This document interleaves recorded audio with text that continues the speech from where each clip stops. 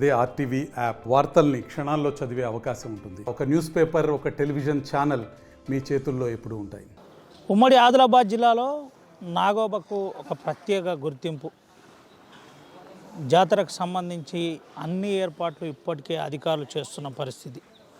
అయితే ముఖ్యమంత్రి స్థాయిలో మొట్టమొదటిసారిగా రేపు తెలంగాణ రాష్ట్ర ముఖ్యమంత్రి రేవంత్ రెడ్డి ఇదే టెంపుల్ నాగోబా టెంపుల్కి రానున్నారు. నాగోబా టెంపుల్కి వచ్చేసి ఇక్కడ ప్రత్యేక పూజ చేస్తారు. ప్రత్యేక పూజ అనంతరం ఇక్కడ నుంచి మిశ్రమ వంశస్థులతో భేటీ అవుతారు. మిశ్రమ వంశస్థులతో మాట్లాడతారు. మిశ్రమ వంశస్థులతో మాట్లాడిన అనంతరం వారి యోగక్షేమాలు తెలుసుకొని అక్కడ నుండి మళ్ళీ ఆచారబద్ధంగా నాగోబా అమ్మవారిని దర్శించుకుంటారు. నాగోబా అమ్మవారిని దర్శించుకున్న తర్వాత ప్రత్యేక పూజల అనంతరం ఇక్కడ నుంచి నేరుగా ఇంద్రవెల్లి సభకు బయలుదేరుతారు. ఇంద్రవెల్లి సభలో అక్కడ అమరవీరుల స్తూపానికి నివాళులు అర్పించేసి అక్కడి నుంచి స్మృతివనం కార్యక్రమం మొదలు కాబోతుంది. అయితే మనం ఇప్పుడు నాగోబా టెంపుల్లో ఉన్నాం. నాగోబా టెంపుల్ సర్వంగా సుందరంగా ఏర్పాటు చేస్తున్న ఎక్స్క్లూజివ్ దృశ్యాలను మనం చూపెడుతున్నాం. నాగోబా టెంపుల్ గత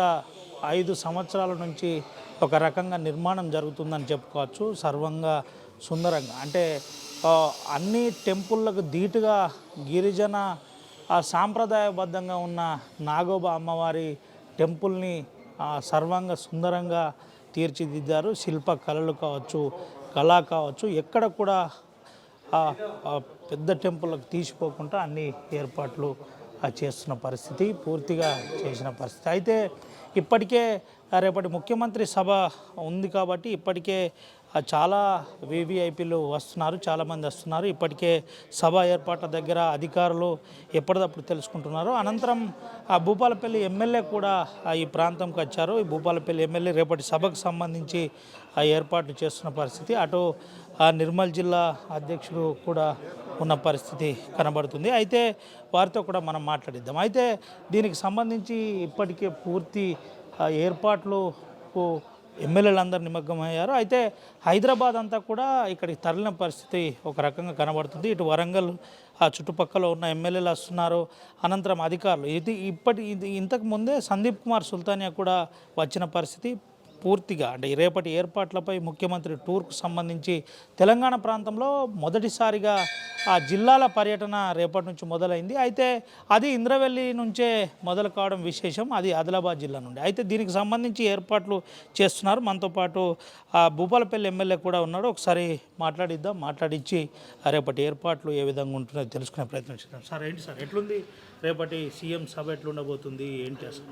పిసిసి అధ్యక్షునిగా మొదటిసారిగా నాగోబా దేవాలయాన్ని సందర్శించి ఈ రాష్ట్రంలో సుడిగాలి పర్యటన చేసి అవినీతి ప్రభుత్వానికి పాతరబెట్టి ఈరోజు కాంగ్రెస్ పార్టీ ప్రభుత్వం అధికారంలో తీసుకొచ్చి రేవంత్ రెడ్డి గారు ముఖ్యమంత్రిగా మొదటిసారి మళ్ళీ అధికారికంగా నాగోబా దేవాలయాన్ని సందర్శించి ఈ రాష్ట్రంలో ఉన్నటువంటి మరి పేద బడుగు బలహీన వర్గాల ప్రజలు ఏదైతే ఉన్నారో అట్టడుగునున్న వర్గాలందరికీ కూడా న్యాయం చేయాలని, అవినీతి లేని ప్రభుత్వాన్ని నడిపియాలని ఈరోజు ఈ రాష్ట్రంలో నాగోబా దేవాలయాన్ని సందర్శించి ఇక్కడ మరి బహిరంగ సభ ఏర్పాటు చేయడం జరుగుతూ ఉంది.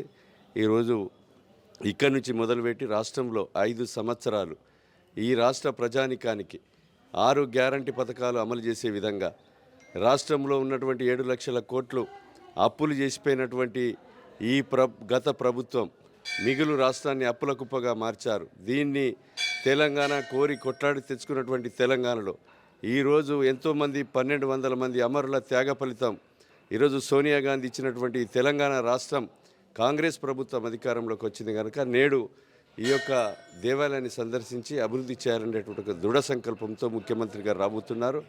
ఈరోజు ఈ దేవాలయాన్ని అభివృద్ధి చేయడమే కాకుండా రాష్ట్రాన్ని కూడా ప్రగతి పథంలో ముందుకు తీసుకుపోవటానికి ఎక్కడ మరి సభ పెట్టడం జరుగుతూ ఉంది.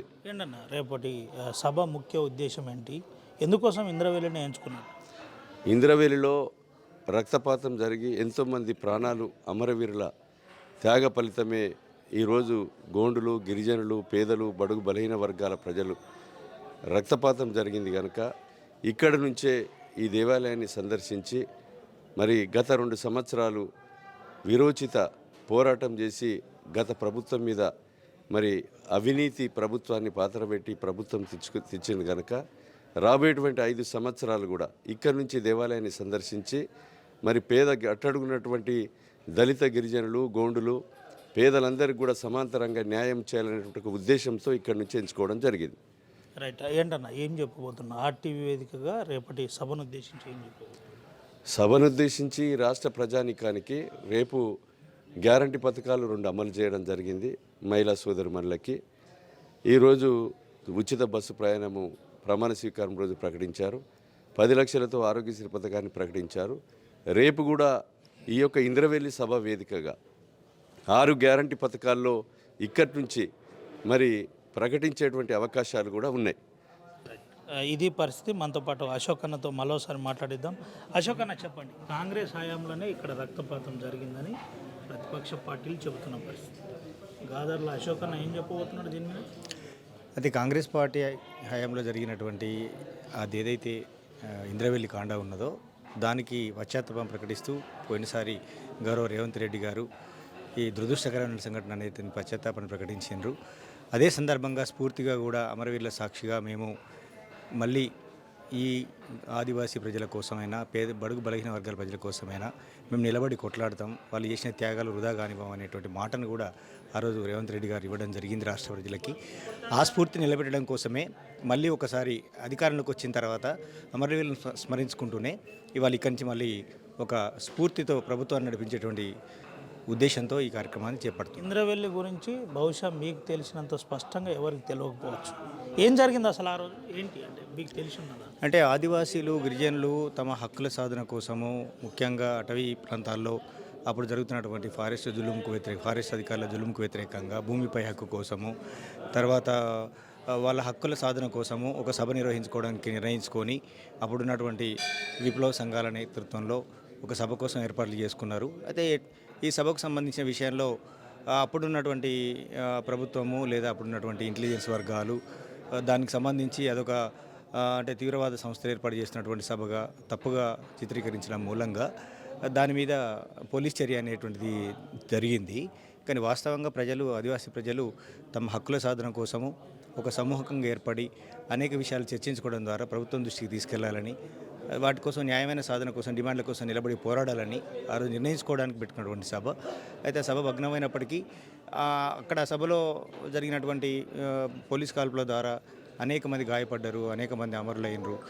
అయితే ఆ త్యాగం వృధా పోలేదు. ఆ తర్వాత కూడా ఆ పోరాట స్ఫూర్తితోని అంటే ఆ సభలో ఏదైతే నష్టం జరిగిందో ఆ నష్టం తర్వాత ప్రజలేం వెనక్కి వెళ్లకుండానే మరింత ధైర్యంగా దృఢంగా తమ హక్కుల సాధన కోసం అనేక సంవత్సరాలు దశాబ్దాల పాటు నిలబడి పోరాడినరు. ఆ హక్కుల సాధనలో వాళ్ళంతా కూడా దృఢంగా ముందుకెళ్ళి హక్కులు సాధించుకోవడంలో ఇవాళ స్ఫూర్తిగా ఆదర్శంగా నిలబడ్డారు. ఆ స్ఫూర్తి ఆదర్శమే ఇవాళ అనేక మందికి ప్రజలకు హక్కుల సాధనకు ఉపయోగపడింది. కాబట్టి ఇది ఒక అంటే త్యాగపూరితమైనటువంటి పోరాటం అని చిహ్నంగా ఇవాళ ఇంద్రవెల్లి ఉన్నది. ఆ ఇంద్రవెల్లిని ఇవాళ కాంగ్రెస్ ప్రభుత్వము తిరిగి ఒక అమరవీరుల స్మారకంగా గుర్తించి దాని ఒక స్మృతివనంగా మార్చాలని నిర్ణయం తీసుకోవడం అనేది చాలా సంతోషించదగిన విషయము.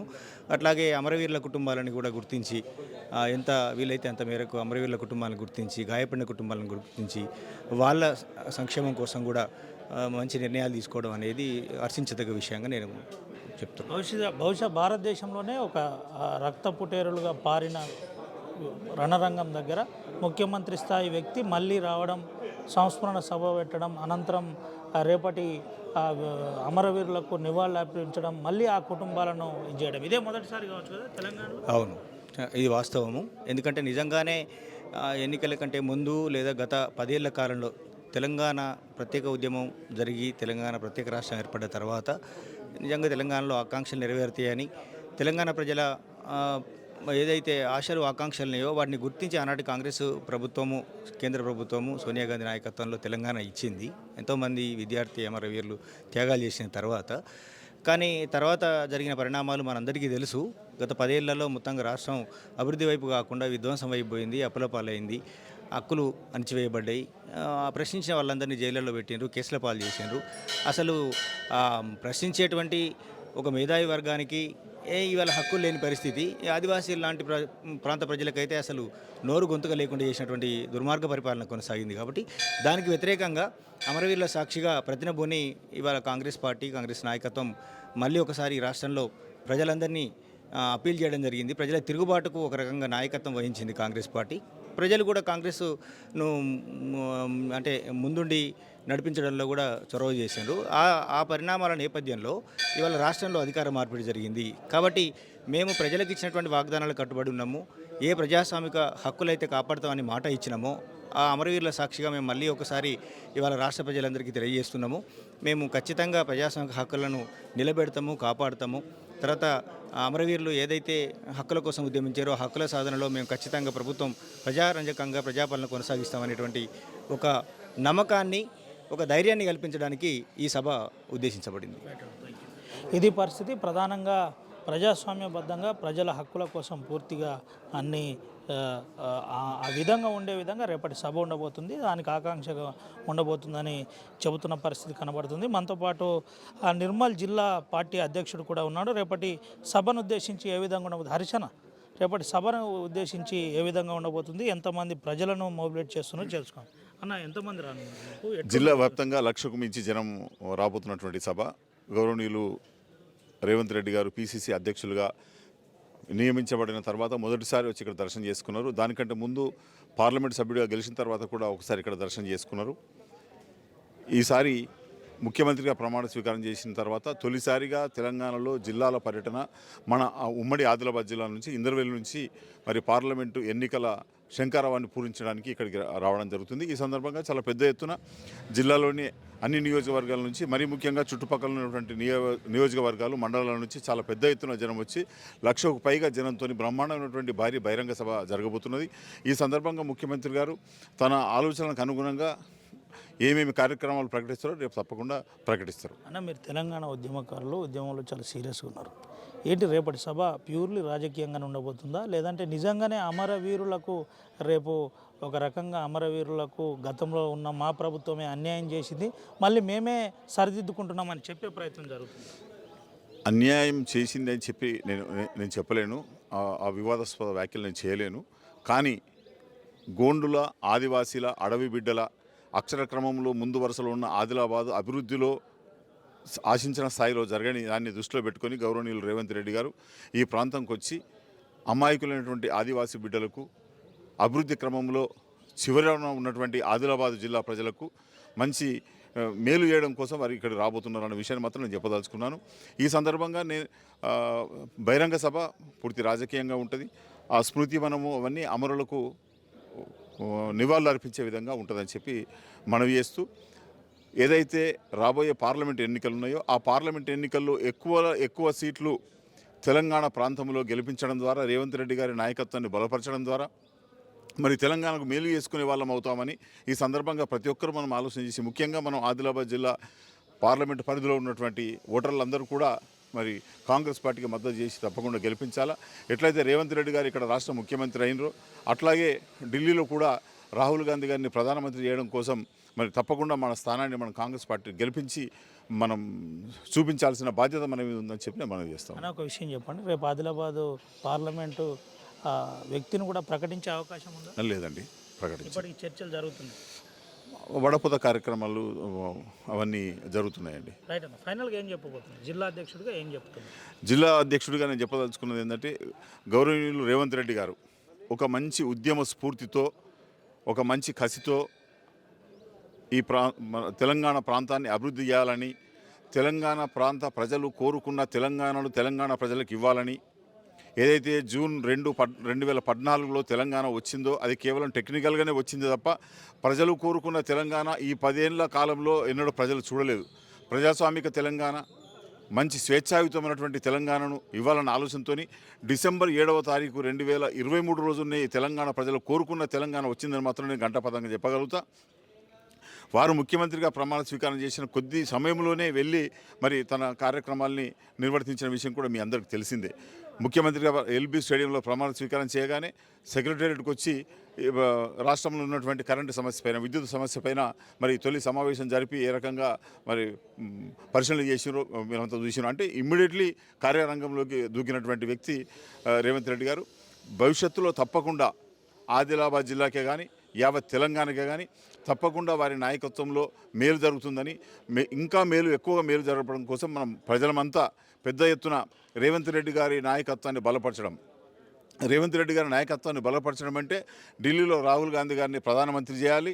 ఆ బలంతోనే రేవంత్ రెడ్డి గారు ఈ ప్రాంతాన్ని విశేషంగా అభివృద్ధి చేస్తారన్న విశ్వాసం వ్యక్తం చేస్తున్నాను.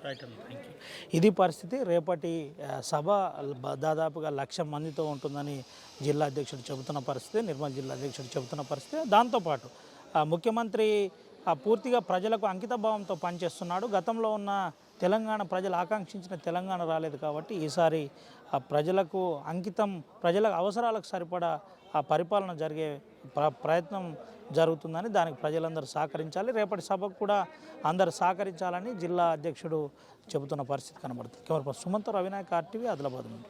మరిన్ని వీడియోస్ కోసం ఛానల్ ని సబ్స్క్రైబ్ చేయండి. లేటెస్ట్ అప్డేట్స్ కోసం వాట్సాప్ ఛానల్ ని ఫాలో చేయండి. అండ్ లింక్ డిస్క్రిప్షన్ లో ఉంది.